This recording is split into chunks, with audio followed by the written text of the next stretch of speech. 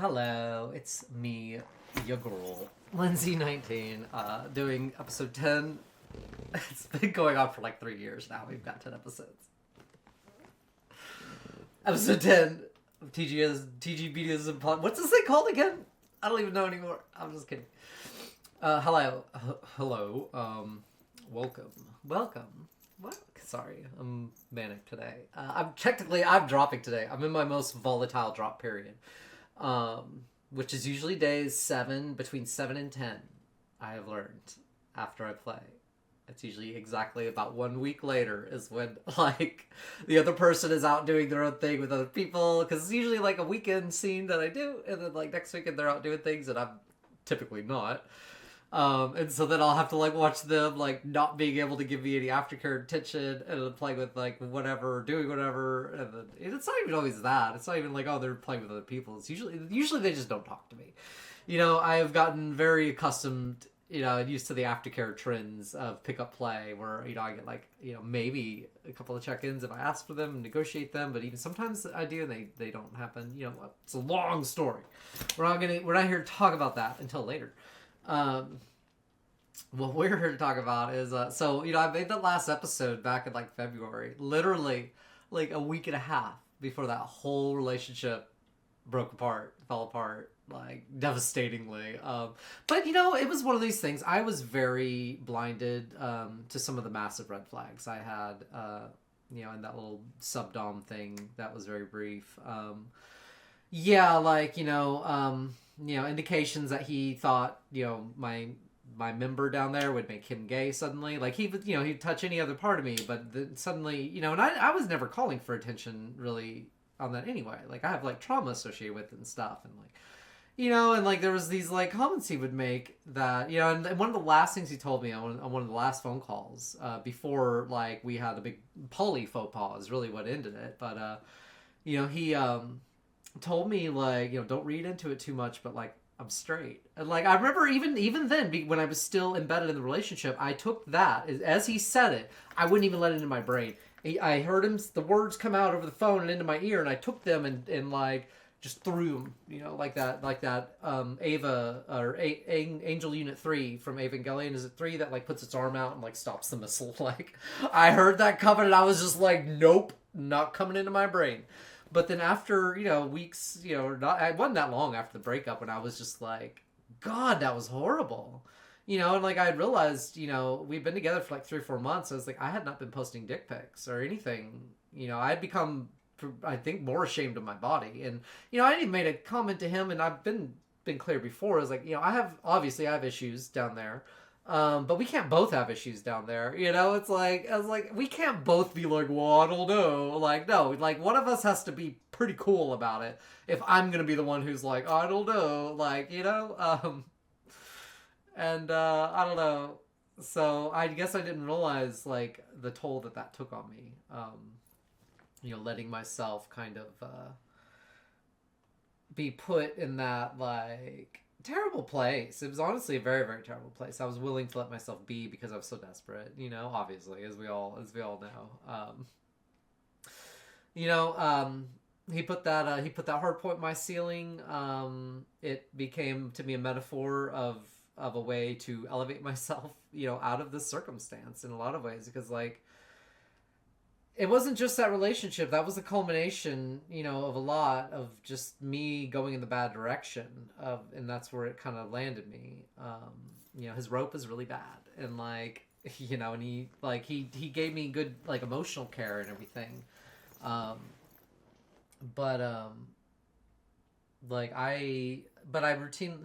typically, like, it's really hard to describe what was wrong with a lot of the play.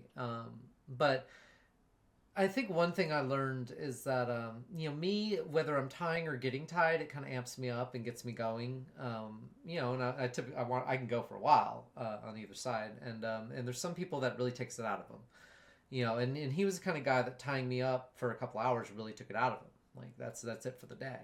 And I drive up there for 3 hours. We play for about 3 hours, and we talk pre-care and aftercare about, hour and a half, 2 hours in there, and then just, chit-chatting and all that.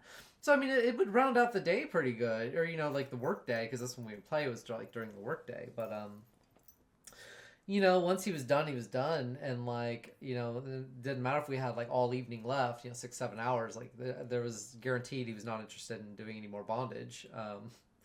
Even the next day, like me trying to like ask for like a cuddly, TK or something before I leave, I would ask for that because I was never satisfied. I was never getting like enough. And, that was the most I could kind of get, a little extra. And that was kind of a problem, a couple of times. Like, and that's one thing I learned. I can't be around somebody who treats my needs like they're draining. Like I can't be around somebody who's like, I'm like, hi, like we're watching a movie together on the couch. Can you like hog tie me on the couch and we watch it together? And like somebody who's just like, yeah, like let me get the mat out. You know what I mean? Like I don't know, because I've literally had that. And it makes me feel awful, and finally getting the chance to interact with some people who are not like that has taught me a little bit more about, who I want to surround myself with. But yeah, the time between the 5 months between now and last episode, it's probably been some of the most substantial like developments and turns in my whole BDSM journey. It's part of the reason why I wanted to come in here today and make this is because I felt it was much needed update was in order. Especially like I laughed at myself. Of course, most comedies are tragedies. I laughed at myself about that relationship ending right after I made the podcast episode where I was like, I'm getting treated good finally, and I'm like happy, and like seems okay, and like, I didn't really watch through it much like today. I don't really know what all I said. I don't think I was extra gushy. I think I was kind of like reserved as best I could be, but I was trying to acknowledge it because I deserved to. I worked hard for it. We had, and that was, I can't say it was a wash, like, he taught me a lot about standing up for myself, and that's essentially what really ended it, as I stood up for myself, and I was like, I matter too. I know I'm not your primary or your secondary, but I matter too. I'm just your submissive. Like, we just scened, and like, we're in our aftercare period, and like, I'm having a hard time, and like, that was a fucking line for him, it was like, no, and his partner as well, and like, it was literally, I kept thinking of that commercial, the guy who finds the marijuana under his son's bed, and he's like, where'd you learn to do this? And he's like, I learned it from watching you. It's like, I literally stood up and said, I matter too. And he was just like, where'd you learn to talk like this? And I was like, you taught me that. Like, you taught me that I matter. And like, so it was kind of ironic. It's like, yeah, he built a Frankenstein, like or a creature, and it just like it overthrew him. Like, I mean, not really. I mean, I didn't. What happened is exactly what I thought. I got thrown out instantly with no. He wouldn't even give me a final phone call. He would not even let me hear his voice, which honestly was probably for the best, because I don't think hearing, if I had to hear that cold tone of voice, which I probably never once heard, that probably would have left its own trauma on me. Like, that guy flipped a switch on me so hard, which has been my experience with poly, and it's not, I didn't believe it could happen, but it did, and it was vicious. I didn't deserve that at all, it was way brutal. But it fit my patterns. It fit my patterns of this is how I get treated, and so it worked for me on that sense. It was easy for me to understand. I think being let in and accepted was harder for me to understand than what happened, because that makes sense. I was able to take this hard point kind of as because I remember, I may have mentioned in the last video, when he put that hard point in, I remember as he was leaving thinking like, that's it. Like, that was our relationship, essentially. Like, we weren't broken up or anything. I told him about this because I was like, I had this uneasy feeling that like, it was like I was looking at like this death knell of our relationship, hanging there as you were getting ready to leave after installing this hard point in my house. Like, we spent all day doing it, and like, didn't even, we didn't get to play on it because he tried to put a TK on me and lift it, and it sucked because his rope was bad. And again, that's something I can easily come back to, is his rope was so bad, and I'm not like saying that like, oh, you suck or anything, but I don't understand, like, he had every chance to be successful, I guess, is what irritates me. And because he would act like, he was being groomed, as he put it, to be like one of the leaders of the rope thing in the city and stuff, and you know, like that. Yeah, I mean, he had that little hard point set up in his house, but it was, I don't know, like, I don't know. Anyway, I don't want to spend a whole lot of time on him, but yeah, that kind of became my my way of dealing with the whole breakup, the abruptness of it, the severity of it, you know, the tragedy of it. I mean, it broke my heart. You know, we had made a bunch of content together too, content of which I still have for sale, because it's like, you know, that was the other thing, is like, you know, we were essentially, I was there to be a rope bottom, and he wanted to make content with me using my production methods. So I was like, great, perfect. But then he started telling me he loved me after like 2 months, and then that's when everything really started to shift and change, and I started to follow that path. And but we were just making content together, you know, is really what happened. And so, you know, until he started telling me he loved me, like, and so it's like, you know, I'm not gonna pull that stuff down. I'm leaving it up, but like, you know, may get pulled down one day. I just don't know. But yeah, so I have the hard point, and so thus began a period of isolation. So I did go, you know, I went to the club in the other city that one time. I may have mentioned that in the last video. They have a once a month venue in Austin that I started going to most months. And that's where I met a guy who was incredible at rope, and he was kind of newer, very humble, very calm presence. You know, we played once at the club. I think that was in February, and it took a month or two for it to really settle on me. But I developed such a crush on him, and I just got huge feelings for him. Like, and it wasn't because, like, you know, his ropes is good. I mean, he's still, you know, like beginner intermediate. I mean, he's good, but he's not like, you know, he's not like an amazing, you know, professional rigger. Like, and that, you know, and that's fine. And that's part of the journey too. Is like, you know, he's still learning as we tie a little bit, and like that's fine. But like, he's fun, you know. It's like, and I'm not gonna sit here and give details of going on the scene, but we did that first scene at the club, and it was probably still to this day the most fun rope scene I've ever done in my whole life. And like, and I can't say that without almost crying. You know, it's like, you know, the different positions that he just kind of threw me in, and we were just playing, just seeing what each other was like, you know. And yeah, and he I didn't want to talk about some of the main ties. They were so good. And yeah, it took about a couple months for me to really acknowledge and be like, you really do have feelings. And we hadn't played really since then. And then in April, I went to the Burning Man thing, not like the official one, but one of the regional ones here in Texas, and that was a big fucking deal for me, and that was a massive deal for me. Yeah, I don't want to get ahead of myself, but yeah, I mean, you know, as far as rope journey, especially, like, that was a massive deal for me. But yeah, it took a while for me to really acknowledge that crush, and it wouldn't really, you know, everything. Yeah, I'm getting out of myself.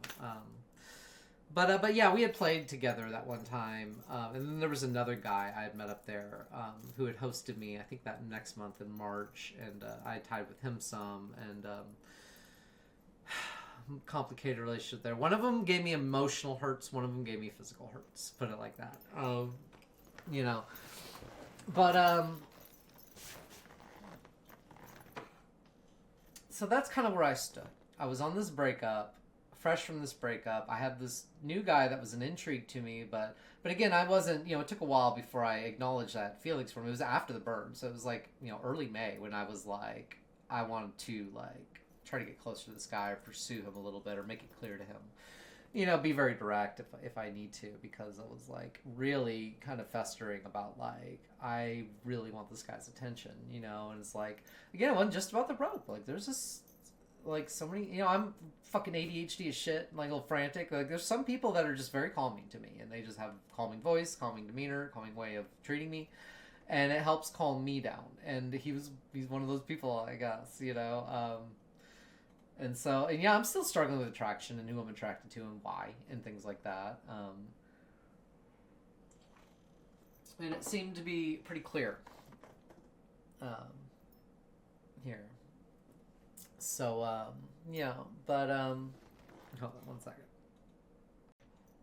Okay. So anyway, yeah, freshly broken up with, have an intrigue guy, but also like the new club space. I had a lot of hope for that environment, the city, for in those first couple of months. Like I was really keen on getting plugged in over there and hoping that things would be different than they were in the other city, that was very close by. That I pretty much grew up in as far as BDSM goes.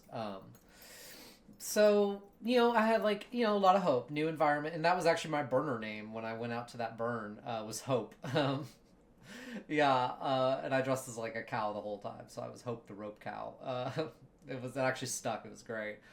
Um, like yeah, and I forgot, yeah, the mindset I was in when I named myself that. I went out to that burn because I was very much at the end of my rope. Pardon the pun. I was very much at the end of my rope. I didn't know what to do. You know, I didn't know where. Yeah, I didn't know what to do going forward. I didn't. I couldn't. I wanted to get tied up at the burn. I had high hopes for potentially meeting riggers and stuff. People who might tie with me. I'm a lot of hope for running into somebody that I would hit it off with, and it didn't happen. I did meet some people. I tied on some people. I taught one guy to tie on me, which was kind of fun. He did pretty good too. Um, I did get tied by I think three different people. One of them I scened with again after, from the bottom again, and kind of recently a few weeks ago, and the scene was good. Um, but he didn't aftercare me, like he didn't like check in on me and stuff, and like I just don't know if that's something I can deal with. So I probably won't be playing with him again, unfortunately. And that breaks my heart because he was fun.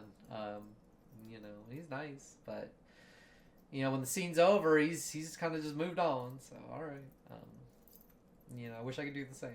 Um, so yeah,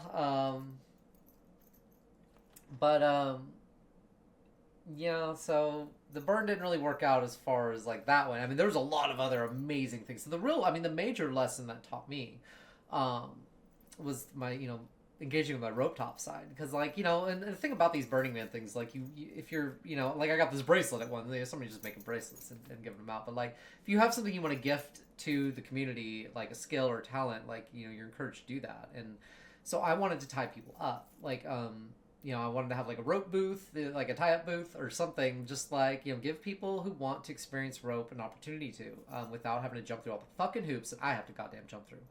That was essentially my attitude going into the burn, was like I want to tie up anybody who wants to get rope, because that's what I would want if I were out there in that crowd.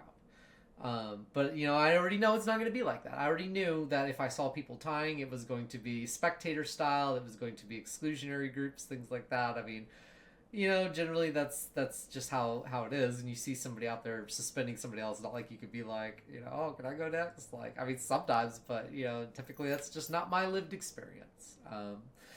So yeah, maybe I don't know. Maybe that's a cisgendered girl thing. I don't know. I just don't know. But that's not for me typically.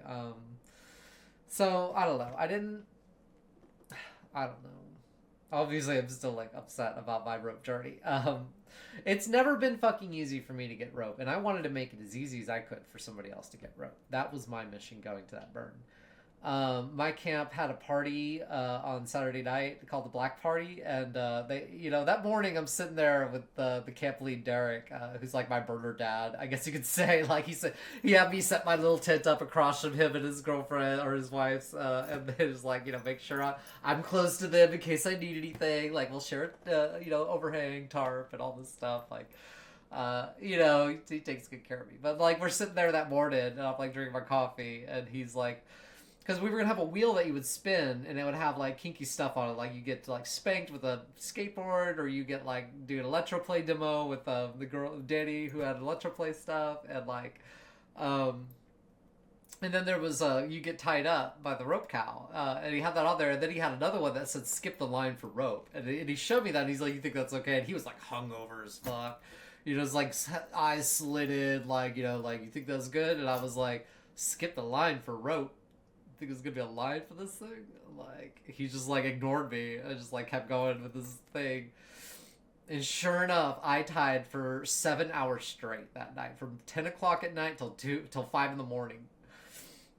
Yeah, it was incredible. Yeah, there was people who were like, yeah, covered up. I skipped the line for rope. Like, I had never seen myself in that capacity before. I tied probably over 10 different bodies. Restriction on most of everybody. There was one decorative corset that I put on somebody. Um, but yeah, like I barely was aware of my surroundings at that party. I was in tune to the people. I took two bathroom breaks that they kind of like had to check in on me and be like, you need to go. Like, um, yeah, I was just on fire that night, and a lot of people, most of the people had really never tried rope or done anything, and I was able, men and women was able to easily just assess them quickly at a glance, and just decide, well, what's the best course to give this person some level of restriction and rope that's going to be comfortable for them. And I had a trans girl come up who was just, she never had rope put on her, but she was just like, I'm tough and blah blah blah. And something about a trans girl coming to me and being like, I'm tough, tie me up good. I'm like, So I did her like a TK and like wrapped her hair and tied and pulled her hair back into the TK to where like she couldn't even like talk because her like neck was being pulled like that. And she loved it. Her partner loved it, and it was a lot of fun. Yeah, I tied up so many different people, and and I made two stronger connections, and I tied with one of the girls the next day, and then a couple, once after the burn, I went to her house, and we did some photo shoot photography together. She's got an amazing space, but literally like now she's moving to Denver, like for work. So we'll try to keep in touch, but like I was really excited to get to tie on her and do more photos, but that's how it goes. So that was my major experience from the burn. As I got tied up a little bit. I did some self suspensions as well. One set. It was like 3 sequences though. It was like an hour long. It was amazing. I do have the photos. I've just never shown them yet, but I probably will one day. But I had like strangers coming by like take my photo. but But no, so before the burn, so in the period though, before the burn, which was late April and like mid-February when the breakup kind of happened, that's when my self-suspension journey really, started and took off and is where it is now. Like, at the point where I'm at now, I've done close to 50, between 50 and 60, I would say. I've got photos of most of them. I haven't shown photos of I've pretty much shown all the photos of every single one, but there may be like a couple that I'm just like either the photo was really bad or the tie was really bad or I was like really because and the bangers became more frequent later as one would expect in practice, but there was some of those early ones where I would kind of put myself, especially some of the single fudos that I could barely sustain for a moment or two. I just did a single fudo suspension yesterday that was I think a full minute long. And I didn't want to push myself, and it was the second one I did that day of a self-suspension, but like about a minute was like all I could take, which honestly is good, like for a double, just an X-wrap fudo with a single kanuki, I don't know, it's like I could have pushed myself if I allowed the endorphins and sunk into the pain more, but like, oof, it was intense, but at the same time, it was a good fudo. But yeah, and it was like maybe a few weeks ago when I put together these little grids of, 9 photos, so 3x3s so grids of 9 photos, and there was 4 pages or slides, I guess you could say, or whatever.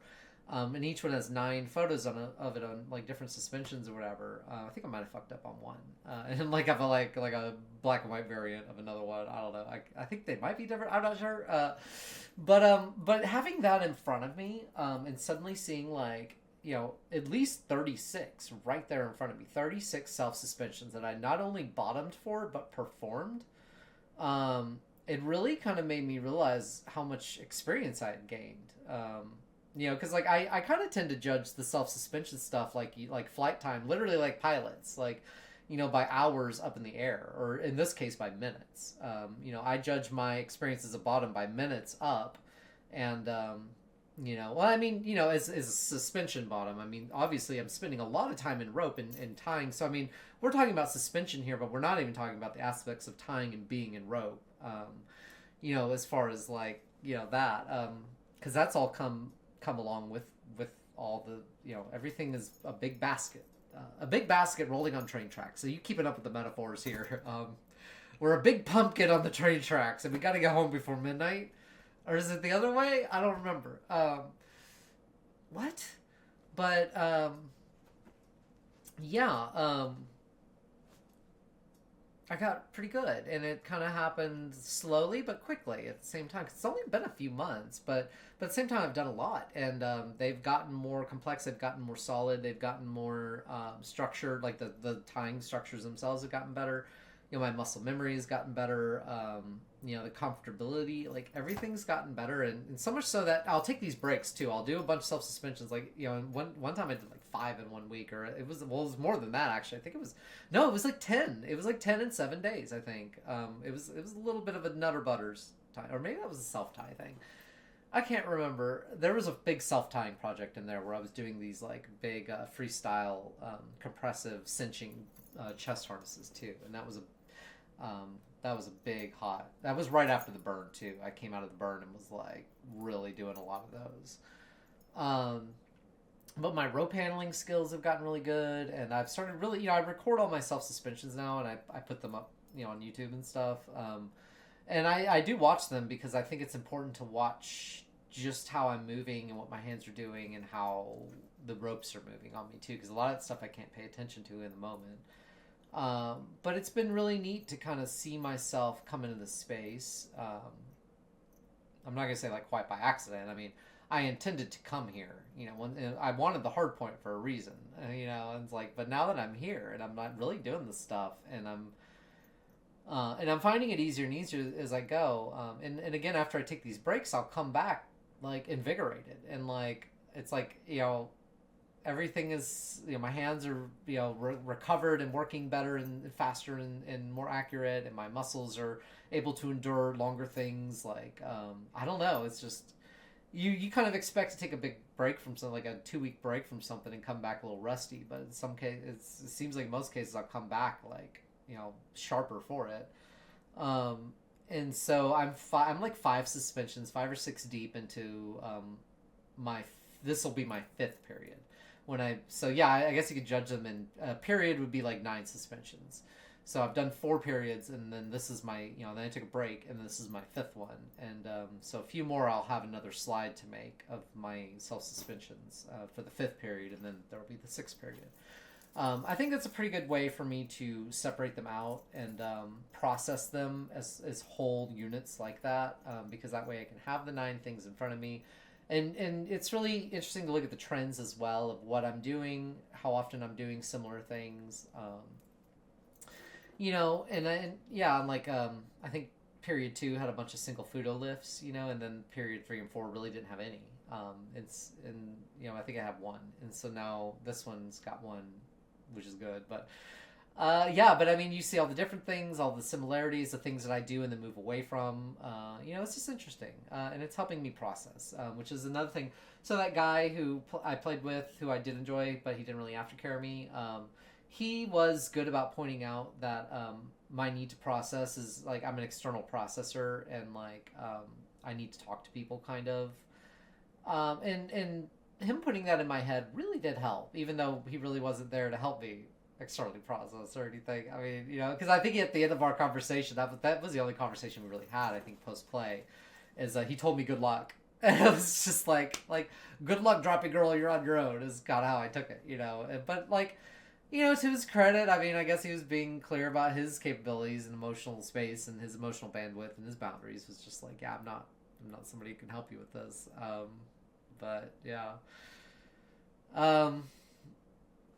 No.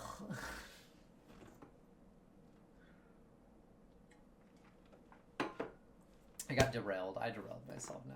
Now I'm like sad. Oh wait, no, that's it. But no, helping. Talking helps. Talking helps, and that's really what I learned about my aftercare needs. I need to talk more about the scenes and reminisce with the person I played with more, and if not that person, like somebody, I have a therapist and an advocate, like they were helpful, and I do a lot of processing in those spaces, but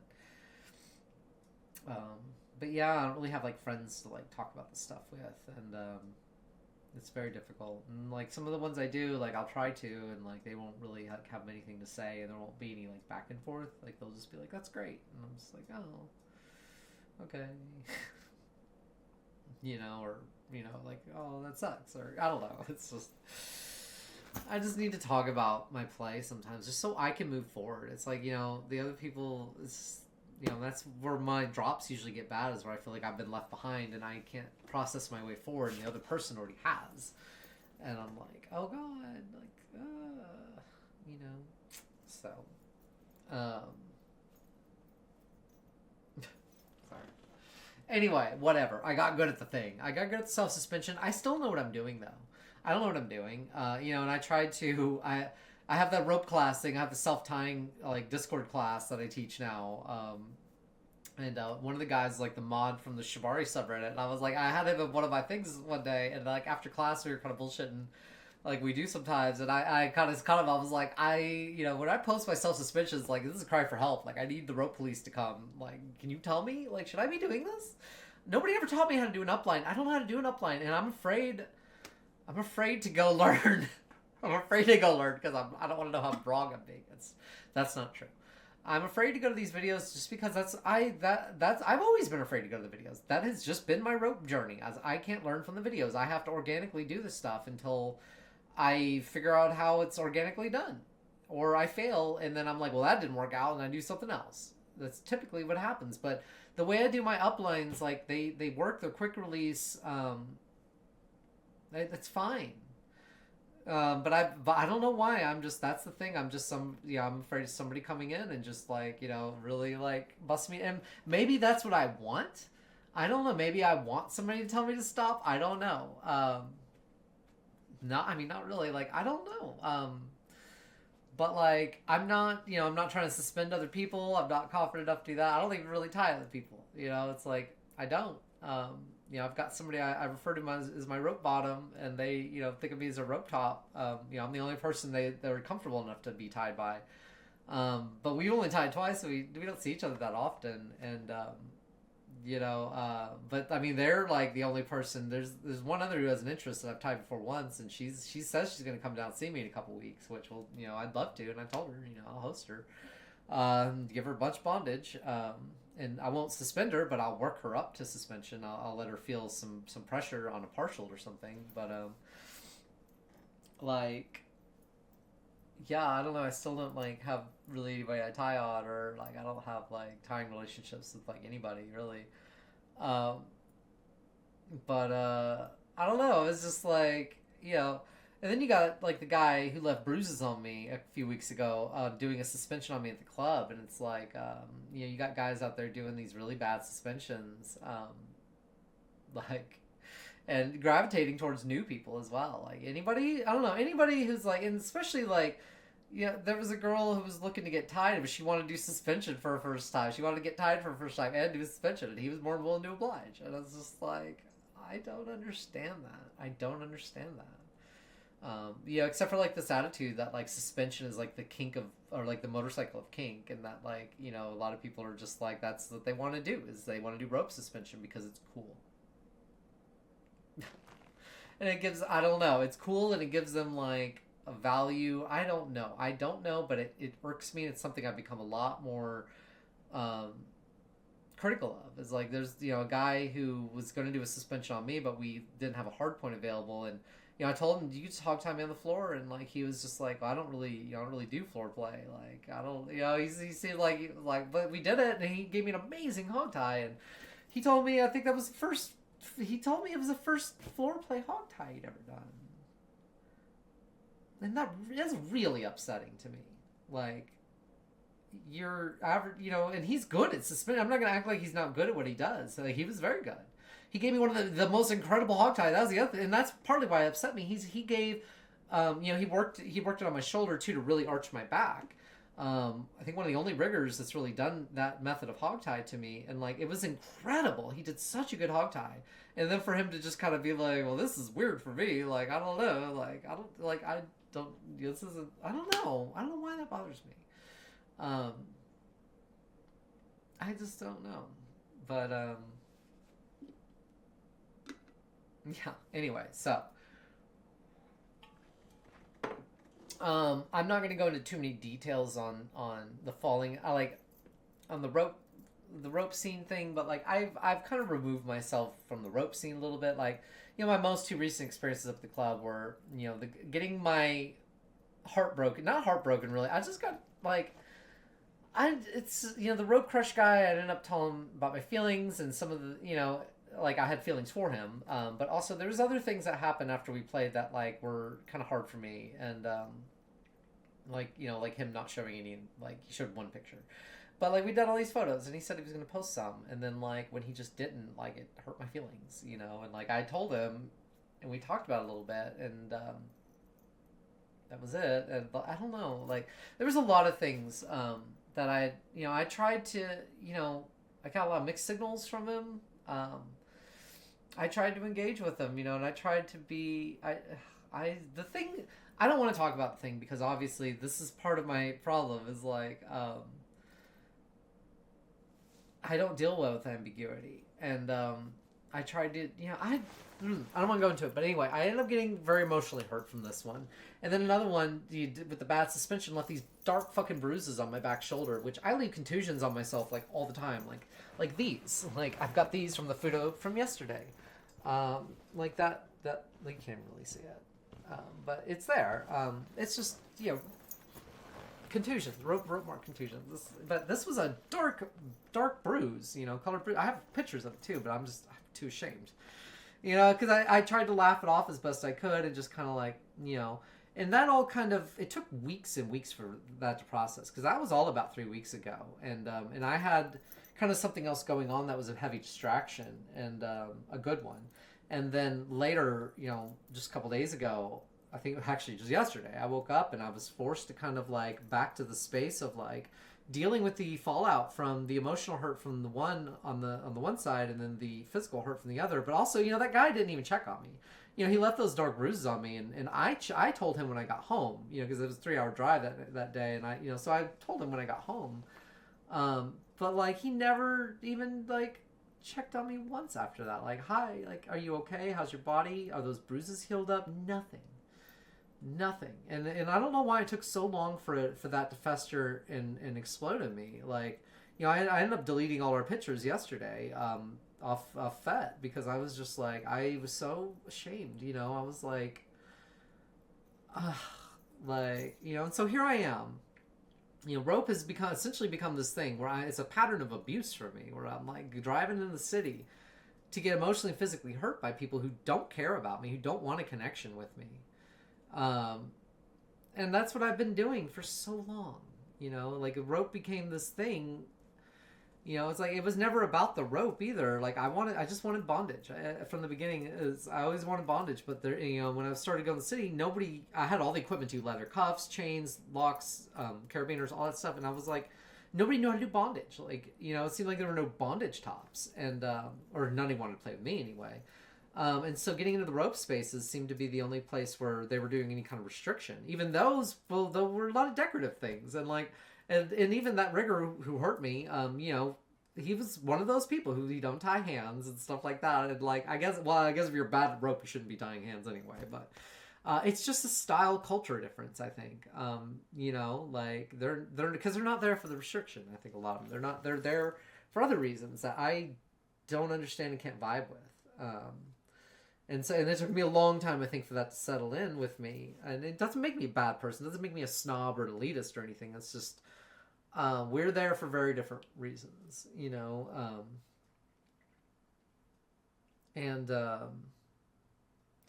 yeah, and so what have I been doing? And what, you know, I've been doing the same thing for years, and it's not got me anywhere. It's got me, you know, 1 or 2 bad relationships where, really bad relationships where I was basically like a somebody once said that when you're in a relationship, it's kind of like you're at a train stop, and like you can linger at a bad stop. You can linger for years at a bad stop, but until you get back on that train and keep going, you're not gonna have the potential to hit a good stop, And so there, I just spent 4 months at a bad stop, and did I learn things? Yeah. Did I help put me together a little bit on being assertive and asserting my own value and knowing what I want? Yeah. But I lingered there longer than I should have. I mean, we were having problems like weeks before the actual breakup. Like he have been a little distant, cold to me more than I found acceptable.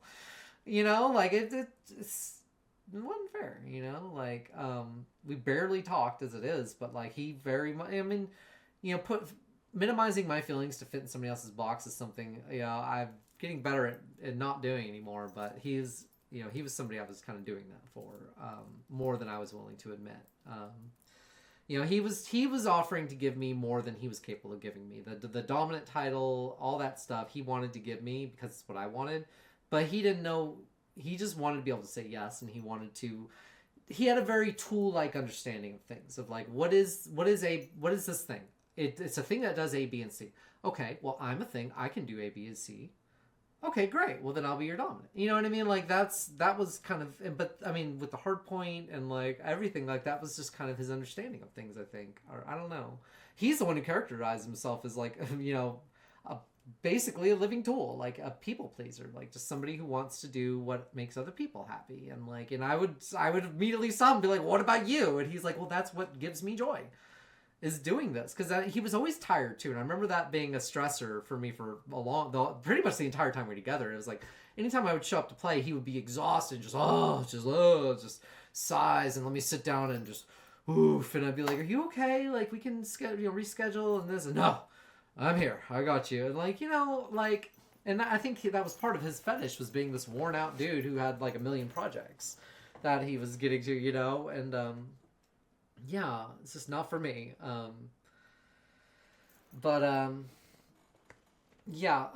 So anyway, the major turning point. So I don't know where I'd be right now if it wasn't for Dart Tech. Is the one who we had been aware of each other for a while, but we had wanted to work together. But like I just didn't really have the financial means to travel to him,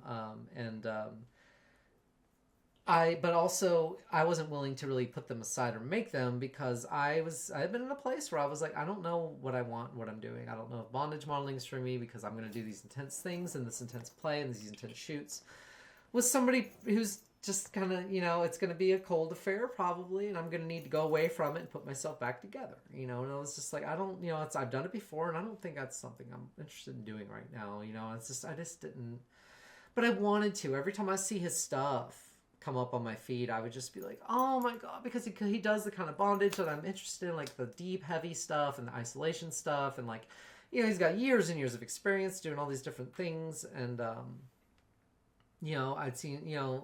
I'd seen him switch too. I'd seen him bottom, so. But like every time I'd seen his stuff, I just like, I want that, and sometimes I'd leave little comments on his things, it's like, cause there was never like, but at one point months ago, I poked him, and cause I was like, you still interested? And he was like, absolutely. And he was like, I'm real busy right now. Will you text me in like 2 weeks, and we'll get back to this and schedule you. And that was a little quick for me, because I was just like, oh, we haven't even talked about money, and he's talking about getting me in the summer, and like I was just like, well, this is dead in the water. I was already like, okay. But so I didn't text him. I did mark my calendar too, and I guess it just got by me and I didn't see it. And then like, so it was like 3.5 weeks went by, and like I never got back to him. And then like I saw something on his feed where somebody had like a straitjacket, and he was like putting them down this hole in a deck, and like an isolation hole with like a camera in there. And I saw that, and it broke me, and I was just like, I just left a comment. I was like, what a dream, because I saw it really late one night too, and I was just not well, and I just saw that, and I was like, oh God. And then like the next morning I woke up and I had a DM in my inbox just being like, Lindsay, when are you gonna come see me? And like, with like a bunch of E's after the me, and I was like, I want to so bad, blah blah blah. And then he called me. I think we did a call that day. It was pretty quick that we kind of started talking. But yeah, like it moved with ferocious speed, basically, where it just became this thing where, yeah, we got on the phone, and I was like, I want to see you so bad, but I can't afford it, and this and that, and I don't, and also, but mostly, I was like, this is what I'm not an average bottom. I was very clear about that from the beginning. That was my major concern. It wasn't so much the money things. It was, I don't know if I can do this, like, intense play and just come back to this, and like, I mean, that wasn't like my, that wasn't like my hill I had to die on or anything, but that was a major concern and a major thing I made very clear. We talked and talked and talked a lot, and we texted a bunch, and we decided on dates that we wanted me to come out there in July, and we were talking. This was like a month away, and. And he offers me a little aid to be able to make it a little easier for me. I appeal to one of my people who just straight buys the ticket for me right there and then. And I was floored at that. I couldn't believe that. And just to have everybody kind of in my corner and be like, yes, like this seems like it's going to be good for you, and like I don't know, because it did. Like the more we talked. And the more I made clear what I needed, Dart was very, very clear about what he was capable of providing and what, and all these things, and to where it became a thing where I felt like I was going into a good place. And we got into each other a little bit. And the more we talked, the more it became a thing of like, we're going to be playing between scenes too, right? That's coming from me. Like I had cause it seemed like we wouldn't be able to not to, is with how into each other we were. And so I had to be very clear, cause I'm the model too. And I know professionalism, but we both kind of admitted once we started to really kind of get into each other, like a little bit of professionalism went out, because I was like, I made it clear. I was like, so we are going to be playing between filming scenes, right? And then, then we negotiated that more and what that would look like. And that was really what I needed though, because and that was another thing too, is he acknowledged the potential for me to show up with zoomies, as he called it, as he referred to it, which I just thought was perfect, because it's true. It's happened to me before, where I get off a plane and show up somewhere and I need things. I want to be tied up. I want this, and he's got all this equipment, and he was like, you're going to get here and you're going to have zoomies, so we're going to need to do some things to de-zoomify you. And so because he was like, yeah, if you get here and you're not able to get your zoomies out, it's not going to be good for you. And it's true. I know what I get like, because I've been in that situation where it's like I get somewhere and all this anticipation, I don't know when we're going to play. I don't know what that play is going to look like. I don't know. So it's like we set up a couple of light scenes that we would do that first day when I got there to kind of ease us in, and they'd be easy. One was a video, and then one was an off video thing. And we did the little toy box tour, and I, of course, had to try things on and get things put on me as we're going, and it's just, and having all that in place. And then also we were meticulous about the aftercare things. Because I took it extremely seriously, and he did as well. And that was very important for me to see, that he was willing to take that very seriously.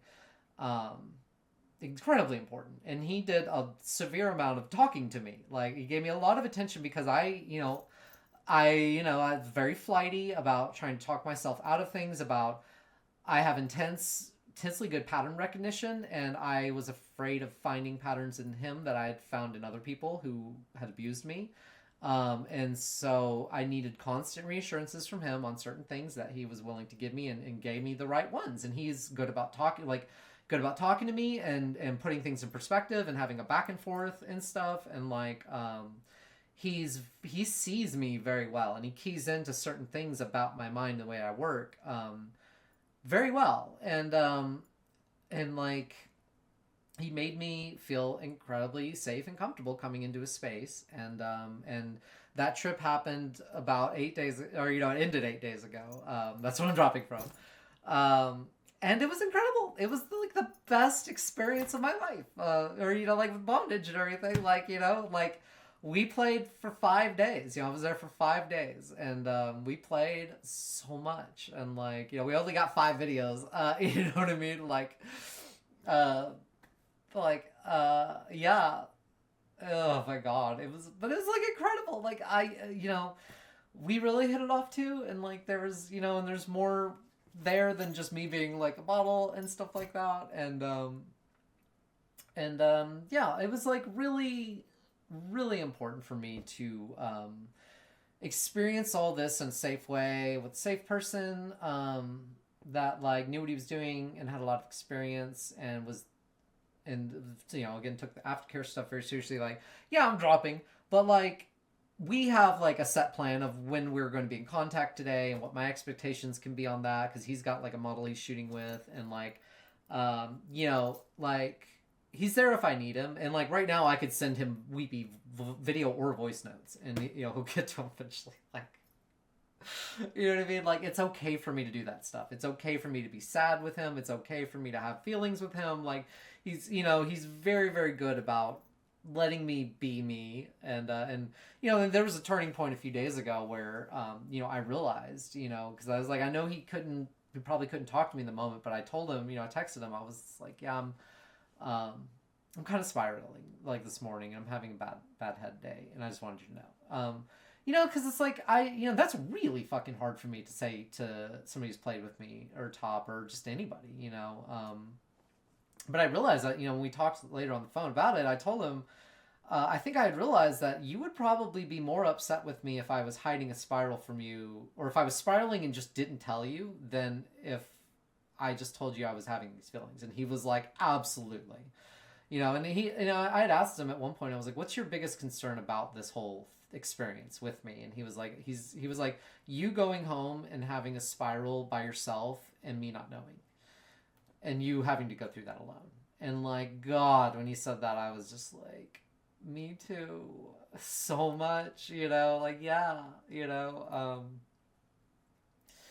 but yeah, so we were able to achieve a lot in that 5 days, as far as levels of play, as far as meeting my needs, as far as building a connection, as far as we had been texting and talking every day for like 4 weeks leading up to the trip. Like, it was a constant thing, and it kind of almost became the air of going to meet somebody that I had kind of met online and got into, as opposed to going to meet like a producer to work with. And we were both very clear and accepting of those feelings, and that was important for me, to have them acknowledged and to know that that's okay. I kind of settled on this idea, phrase, and I've been settled on it, but I think having the words helped. Is like, if you can't admit to me publicly, then you don't deserve me privately, and yeah, like,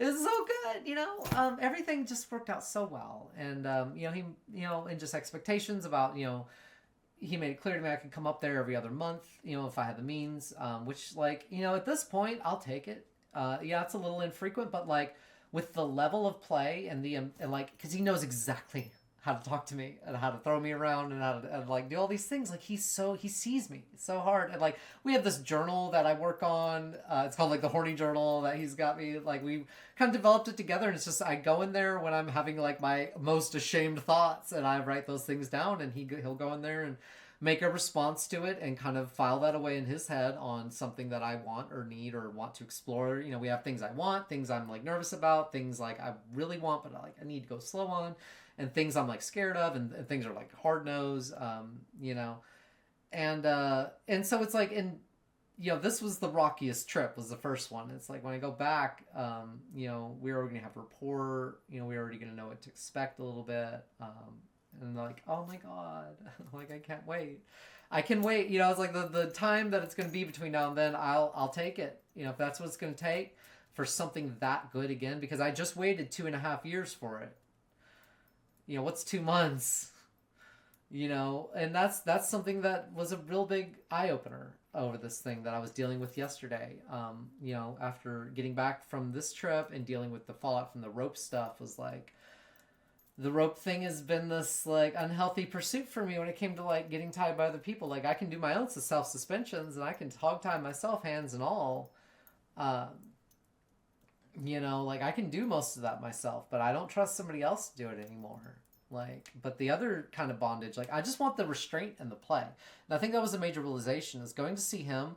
What we accomplished with connection, heavy restraint, and good aftercare is way better than all the rope bullshit I've been doing. All that garbage, like it's just not for me. That connectionless, it's like all the rope stuff is like going out and having casual sex, and I can't do that. I'm not that person. And maybe there's still guilty parts of me that's like, oh, you have to be in a relationship just to play. Well, so what? What if that's true? What if I do need that kind of rapport and connection and regularity to have a safe, emotionally safe good time? Does that make me a shitty person? I don't fucking think so. I don't. My brain tells me it does. No, just be cool and disconnected and casual like everybody else. But no, the type of play, and that's one thing he pointed out. He was like, I think you've been wanting a level of play that you can't really find, and definitely not in a safe way. It's true. Like the amount of trust and vulnerability, I showed to him and that he, respected and everything was great. And like, I need that. That's what I'm out looking for.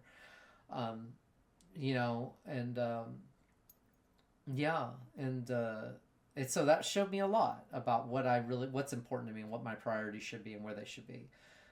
It shouldn't be in driving out to the city every other week to bang my head against the fucking wall. Because I've been doing that. And the whole idea was if I stop this, I have nothing. That was dangerous to me, that dangerous thought of if I stop going to the city to do all this rope stuff, what else do I have? It's just, everything just stopped. Then I'm just a cam girl who sits around and does these lonely self-suspension photos that, are moody and will get stale eventually. Like, I was like, I've got to figure out something to try to meet my needs. These restraint needs and stuff. And like, and he's, I don't know. I don't want to start on more lines of, good, positive things. I don't want to talk about more positive things about him. But I've been digging my hole for Rope Crush Guy for a long time. Like, and I go on rants about my hole digging philosophy for a while. But we as people, we dig holes to bury things in, and when you dig in the hole, you have a lot of time to think about why you're doing it. Putting the body down in the hole is very, very difficult. Probably the most difficult part, and then shoveling that first shovel of dirt on it is probably the second most difficult part. Because once you do that, you can't go back. But I remember, when I told the rope guy that I have feelings for him, I remember because I knew it wasn't gonna be well received. It never is, It's like it's just I know there I am talking about like those patterns again when literally like there's a guy who's accepting me right now, and I'm sitting here being like, well, nobody ever accepts me. Like I don't know. It's like it's not true, obviously.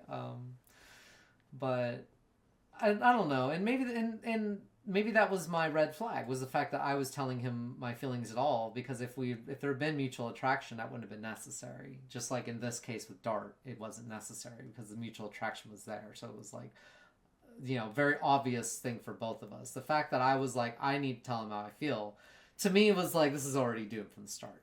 So, but I knew it, and I had to do it anyway, because I was like, I have to lay this thing to rest. I have to bury it. And it was the only way I was going to get to do it, if I came clean and told him how I felt. But I remember, once I did it, like I told like my therapist, I was like, I can't bring myself to shovel the dirt on. I don't know why. I put him in there, but I can't do it. And but yesterday, I woke up like heavy thoughts yesterday. It was the 19th too. And I was just like, that's why I couldn't shovel the dirt on it. He's not the only thing that goes in there. It's the whole rope community that goes in there. It's like, yeah, then I basically publicly retired from rope bottoming on FET after that. I was like, I'm done. It took all day too. It was like, I kind of was just having a series of thoughts. And, I was just like, like I'm like, it's become this pattern of self-harm. Me seeking rope has become a pattern of self-harm.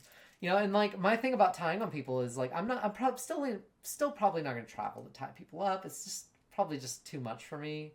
Unless I'm getting paid to do it or something. But like, it's just I could stay here and work and be miserable instead of going out and doing that. I'm just kidding. I do love tying on people, and that's something the burn taught me. I do. There is a place for me as a top. I do love it. But yeah, I was like, anybody who comes to me, I'll tie them here and do photos with them here. But like, that's that's the extent of my engagement in the rope community at this point. Because like, to me, what's the point?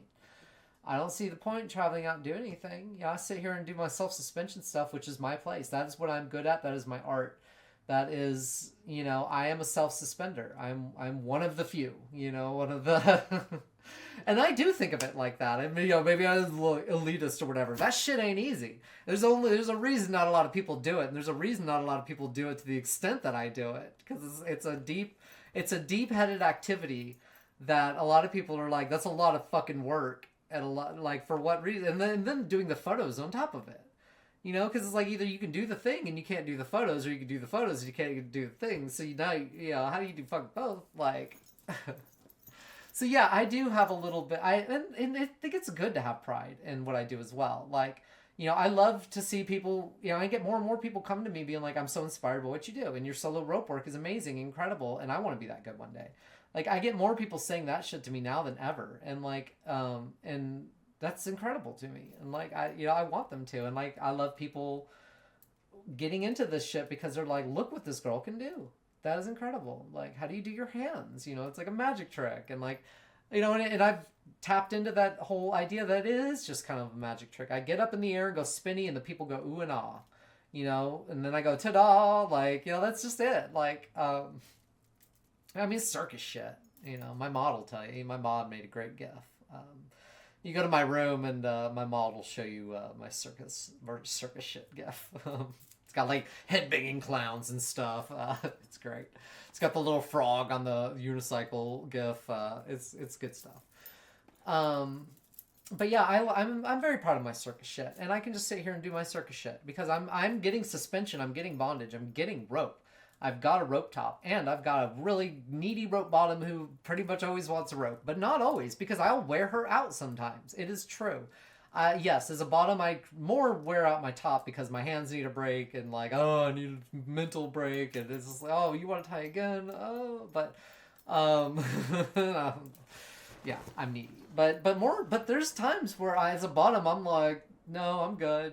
I need to give my body a break. Like, no, you tied me up a lot. I'm happy. Like, that's amazing for me. Having that relationship with myself is just fine for now, I think. Getting a lot of that rope work in on myself, by myself. Every time I do it, it gets better. And then if I can get a couple of people who come out and tie with me here and there, I think that would be really important for me too. To kind of have a couple of people to expand my, knowledge on. And because, I mean, obviously there's things I can do on them. I just can't do it myself. And I like playing with other people from the top. It's fun. Like, I do like it. Like, the burn proved that, it is fun. Let's see. But yeah, so I retired from rope bottoming, and now I'm just gonna go try to do, well, I mean, I'm not retiring from playing though, like, and that's, what I'm trying to make clear in the community is like, I have leather cuffs, chains, and straps, and locks, and carabiners, like, that's enough to do good bondage. But I'll tie myself up if you want to play with me. I just want the restraint and the play. Those are the two things I want. If you can give me those, and then like we develop a connection, and then you're like, hey, let me lay rope on you. Maybe that one day that'll be something, and then I'll be like, okay, let's start out with that slow, because I'm jaded with people laying rope on me, and with the right connection, that'll be just fine. That'll be somebody who will be like very patient about that, even if they are good at rope. And I'm like, no, still no. And they're like, but I'm really good. And I'm like, I still know. One day we'll get there, hopefully. And it's like weird. I don't know if it's like a self-harming thing where I'm like trying to deny myself my favorite thing or whatever, but it's not my favorite thing. Restriction is my favorite thing, and heavy bondage is my favorite thing. And and like that trip proved, straps, metal, chains, locks, that's honestly kind of happier places for me than rope. It's like, it's heavier, it's more heavy duty, it's more like, it's scarier, and I think that's why I like it. I mean, obviously you can ask him about how much I enjoy fear. My body will give away all my secrets.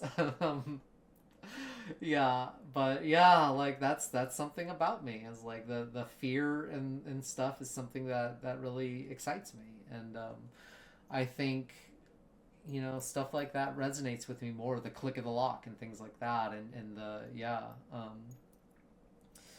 So that's kind of where I'm at right now, is like I'm stepping away from the rope journey, stepping away from the city stuff, um, refocusing here on me as a rope top and bottom, inviting more people to come to me, and trying to encourage that more. I'm going to try to be more encouraging of that. Um, you know,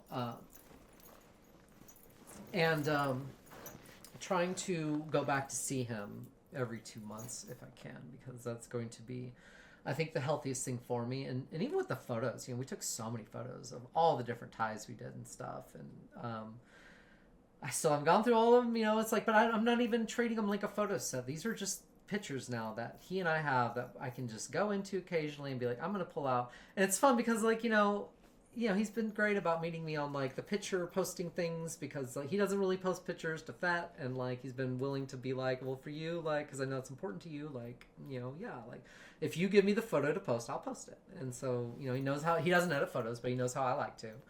And so, yeah, and, like, last night, it was, like, kind of mentioned, he was just like, yeah, like, because I told him, I was like, yeah, I wanted to get to a couple photos, and he was like, yeah, why don't you get, like, a couple photos and for us to post, and, like, I like that. And, like, I was like, oh, that's so sweet. It's like parents. So many people seem to not like to do that. And I really didn't think he would want to. And he's been really sweet about that. And so just kind of having photos to pick out occasionally and be like, okay, I got 2 photos for us. And that's nice aftercare for me, because that's really why I use them, is for aftercare, for the most part. And having them to just eke out here and there in the months between our visits is probably going to be great for me. Just constantly being able to go into this treasure trove of images that I hadn't really touched yet and nobody's really seen yet besides he and I, and then clean one up and then just show it and be like, that's from our first visit. You know what I mean? Like, I like that. That's fun for me. As opposed to taking all those photos and being like, I gotta get this photo set done. Because traditionally, that's what it's been. Until the last guy I did a big-ass photo set for, and then he only posted 1 photo and hurt my feelings. I was like, I just, yeah, no. Yeah, my relationship to photos changed right before this trip, too. And so this is a new way I'm doing things, and it feels better to just kind of have all these cards held to my chest and then just occasionally pick one out and be like, ooh, I'm going to show this one, or I want you to show this one. And then, and not being scared to tell him that either. Like, we've gotten to a good place where I'm okay asking for things and telling him, like, I want you to do this, or I would like if you did this. And, and then him being like, okay, like, I understand, sure, or like, well, or if it's, yeah, we'll make compromises. He's a great communicator. So yeah, I'm very, very happy with where I sit in regards to, like, his and I's, like, little new connection and stuff.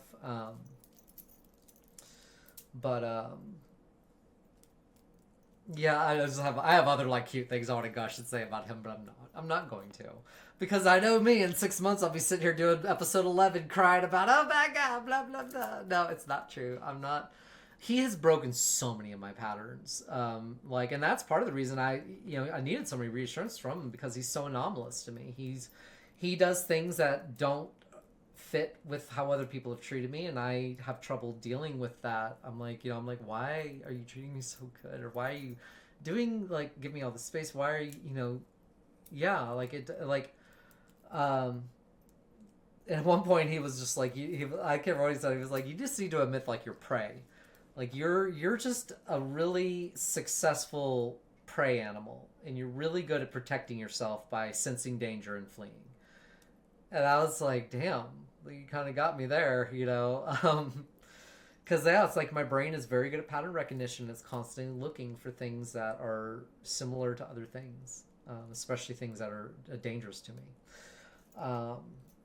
But yeah, his sense of patience with me has been really good, and yeah. So, and it's not all been perfect. I mean, we've had hiccups here and there, and we've been great about working them out. And so that's again where I sit, and I'm just like, this is a good deal for me. Like, this is, and this, the faux pas of a model and producer kind of like cozying up or whatever. I, throw that right the fuck out, because really, I couldn't have done the shoot really with him if we hadn't have done it with more connection, because like it's just. I wouldn't have been as interested to go. And that's the other reason why I don't really apply to any other bondage studios, is because I'm not interested in going up there and getting put in such a vulnerable position just for a guy to, fucking smack me on the ass and be like, thanks, babe. Like, I hope to work together again one day. Like, bondage is too intimate for me. Like that. Like, foot fetish stuff, yeah. Like, jerking off, solo stuff, like, yeah. Like, some of that stuff... Yeah, I could see just flying out to do a studio shoot for, but some of the bondage stuff, like, I know I'm going to need aftercare, and it's like, I'm just not going to throw myself under the bus just to go get a scene, especially if I'm the one paying to get flown out, It would, and then I guess that would have been different too. If it was like he was paying for me to come out, and then it was like, okay, you're going to be sleeping in the bed by yourself at night. We're going to be we're no play between scenes. We're going to be doing that. So I would have probably done it in those settings and just treated it like, okay, I'm on a little trip out by myself and, spending more time alone. But this was like, we were playing way more off camera than we're playing on. We're developing connection and rapport. We're sleeping together at night in the same bed. We're waking up in the same bed. That's what I needed. That's what I wanted. And like, that's, yeah. And I mean, I'm very lucky, that he's willing to engage with me on that level and wanting that level as well. And like, yeah, so I'm happy enough with that. Not to like, I don't want to seem like I'm taking that happiness and coming to the rope community and just blowing that bridge up just because. But yeah, but that's what this thing taught me, is I don't need the rope. I just want the restraint, the connection, the aftercare. The form of restraint is less important than anything, but like in rope spaces, I become critical of over the typically cisgendered men who are using it like a motorcycle. I've become very critical of them. There's a lot of bad riggers doing suspension who shouldn't be, and silence from the community, and like, I don't know. And here I am, kind of being ambiguous in silence and not calling the guy who put the bruises on me out. But at the same time, like, I think me taking the pictures down and just refusing to tie with him again, if he ever does ask, which I doubt he even will. I mean, he didn't check in on me. Why would he want to, but unless I'm like right there in his field of view in the city, like if we're at the club together, like, but even then I'm tell him no. And if he wants to know why, I'll tell him why. I'll be like, you need to do more floor work. You're not good enough to be doing suspension. And he ain't gonna like to hear that. But I'm at the point now where I don't give shit. I don't care if you want to hear it or not, because you're going to. But like, I don't know. I just, I'm getting messy here and I'm getting aggressive, I feel like. So I need to end the podcast. But essentially that has been the last 5 months. Is we had a bad breakup. We had a lot more continuing difficulties with the rope community. Still not sure where I stood on any of that shit. Now I feel like I have more insight, more direction. I had a lot of epiphanies on that trip to see Dart. A lot of internal ones that I really took time to bloom after I got home and everything, and helped me be more secure. And, he's watched me slowly become more accepting of, like, this is okay. He's not going to lead me on. He's not here to hurt me. He's not here to take things from me. He's not here, So, and do I have reservations? Sure. And like, of course, I mean, you put yourself in anything new, and, we're trying not to move too fast, but it's hard to move fast when you only get to see each other every, couple of months or whatever. But yeah, that's generally where I stand. Is I'm better. Some difficulties, but I feel I'm in I feel, honestly, this is the best position I have been in since I started this podcast. This is it. With not only with him having understood, even if he just dumped me out of nowhere or whatever today, I would still have much better insight of what I want. Having had him really pull a lot of this stuff out of me and really be there to support me while I was like cringing, being like, I think I want you to do this to me. And he's like, you do, don't you? And I'm like, yes. And he's like, okay. You know what I mean? I'm like, you know what I mean? Like, I don't know. Like, I'm still better for all this. And again, I mean, that's what I said about the last, the guy from February too. It's like, I'm still better for all the discussions, but I feel the level of health in this thing is way better than the other guy. But I have a lot of hope for this. I'm going to try to move as slow as I can and draw this connection out as long as I can to really. I feel that this is a tree I can grow that can bear some really substantial fruit as long as I take my sweet time. Like, I'm talking like a couple years from now, as long as I'm able to maintain going, do it every couple months, I'll be making more content, more, high quality studio footage for my business. That's the other thing. I'm going to get my mental health sorted out and enjoy somebody that I really, really like. And also it helps my work. It's just a win all around, so I can see trying to pace myself with this and to work as hard as I can, because it's already taken a lot of communication, and we've been clear, and it's going to take a lot more. We're not done. We still have plenty more difficult conversations ahead of us. And he's clear. He's when we stop talking is when everything falls apart. We've just got to keep talking. So, but yeah. So I have a lot of hope, but I'm not going to trash myself if I'm back here in 3 months being like, yeah, it didn't work out. Every relationship is a gamble, and I'm putting my chips here. The way I put it, it's not even so much a gamble. I'm using a Dark Souls Elden Ring reference for this, and I did a self-suspension picture the other day, and I compared it to a larval tear from Elden Ring, because that's what the shape resembles from. It's a larval tear turned upside down and mirrored. But I put them up, this two pictures side by side, and but yeah, I was up there in the suspension, and I just remember thinking like larval tear. The word came to me because I was like, that the squishy like fetal shaped position probably resembled that. But that's an item in Elden Ring that you give to Renala to reallocate your stat attributes, which is they have these in all the games pretty much, a way to respec your character. Bloodborne doesn't have it, I don't think, but there's usually a way to respec your character so that if you build in the wrong direction, you don't have to restart your game. And that's what I've felt that I'm doing, is like I'm respecking my character from somebody who drives 3 hours to the city to do rope to somebody who plays a lot less but travels less but does so for intensely higher level play, more satisfying everything, and deeper connection. So it's very different. But that's what I'm doing, is like I'm shifting my priorities. I'm reallocating my character to build it differently. We're playing a long distance character, whereas the city is like a medium distance. So now we're playing a long distance range character. But this regularity, doing it like every 2 months is just perfectly fine for me. That might even be a little too, I might even be able to do that. I might even be a little too much, but we're gonna try our best. This is where I'm trying to go from here. So, okay, that is the end of this episode. This was a long one. Okay. Thanks for watching. Continue to support me. Please. Bye.